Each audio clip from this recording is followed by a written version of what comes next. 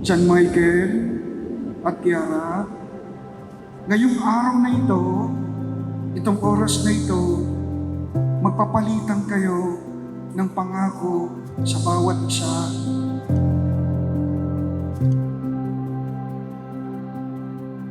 Si Kiara, acquaintance ko siya nung high school, tsaka nung college. Pero wala pang plano sa amin yung Diyos nun na magkakilala. So, acquaintance lang talaga. Pero, dumating yung araw na, ito na, nag-work na ako.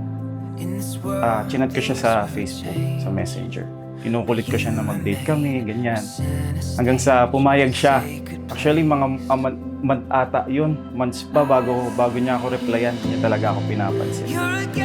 Nung na-chat ko na siya, niyaya ko siya na dyan sa Tagaytay ang gabi. Your lights on the sea, every note is symphony. You're the rising of the Netong mga sky. November 2018, ayan, dyan na siya nag-start mag-message sa akin. Tapos inaya niya ako magbulalo sa Tagaytay. Actually, may side story yung pakain namin sa Tagaytay na yan eh. About sa bayad. So, ayun. Doon na kami nag-start and doon na nagtuloy-tuloy yung usapan namin. You're a galaxy of stars written on my heart. You're a lighthouse on the sea, every note is symphony. You're the rising of the sky. Dear JM, over the past 4 years, we have built the foundation of a loving relationship that I know will stand up to the test of time. I see you.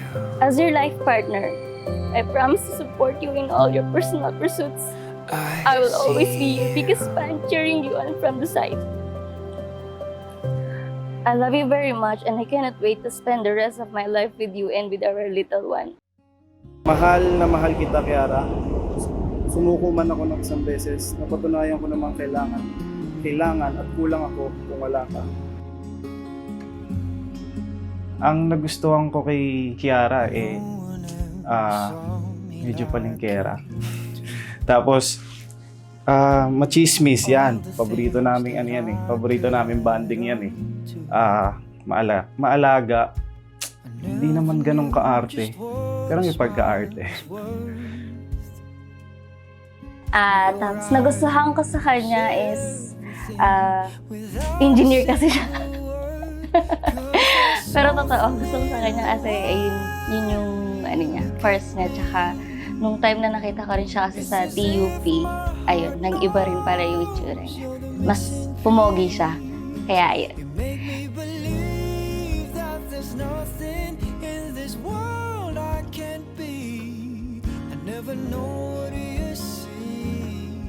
But there's something in the way you look at me.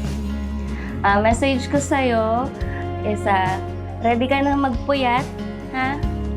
Kasi by next year, may aalagaan na tayo. Tapos samahan mo ako sa pagpupuyat nito. Ayun, at I love you, mahal na mahal kita. See you later.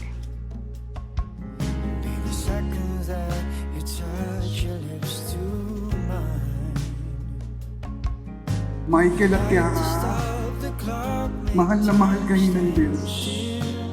At binigyan niya kayo ng napakagandang regalo. I always wanna feel, 'cause there's something in the way you look at me.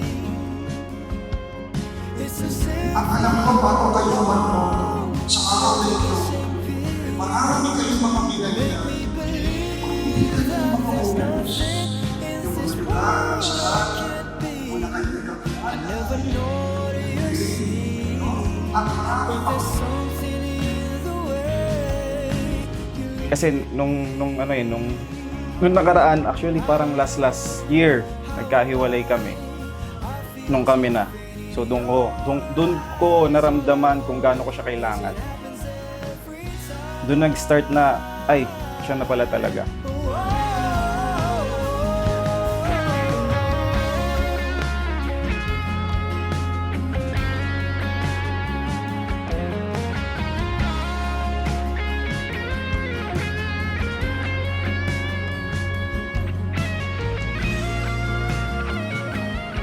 I will be yours in plenty and in want, in sickness and in health, in failure and in triumph. And I will dream with you, celebrate with you, and walk beside you through whatever our lives may bring. You are my person, my love, and my life, today and always. I love you. It's as if my heart knows you're the missing piece. You make me believe that there's nothing in this world I can't be. Never know what you see, but there's something in the way you look at. Pinapangako ko na mamahalin kita at minahal at mahal kita ngayon, bukas at magpakailanman at pagsisilbihan.